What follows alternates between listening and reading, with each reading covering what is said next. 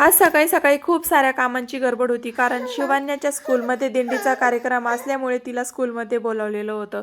मग तिला पण आवरून द्यायचं होतं, साडी घालायची होती. तिचं थोडंसं फोटोशूट चालू होतं. इकडे मी कुरडई कांद्याची भाजी तिला टिफिनसाठी न्यायला बनवली होती. शिवांशची झोप पण झालेली होती. तो तिला एकटक बघत होता.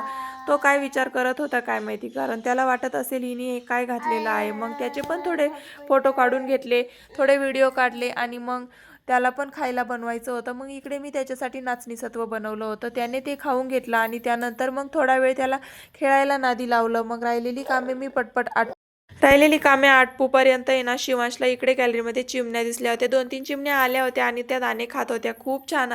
त्याला काहीतरी नवीन बघायला भेटलं होतं. तो त्यांच्याकडे बघता बघता कधी गॅलरीमध्ये जाऊन उभा राहायला कळालंच नाही. मग त्यानंतर मी त्याला बघायला गेले तर तो बघा इकडे चिमण्या बघत होत्या आणि खाली इकडे ना शेळ्या आलेल्या होत्या, त्या पण बघत होता. त्याला खूपच आनंद झाला होता. त्या बघता बघता आहे ना त्याला इकडे लागलं होतं.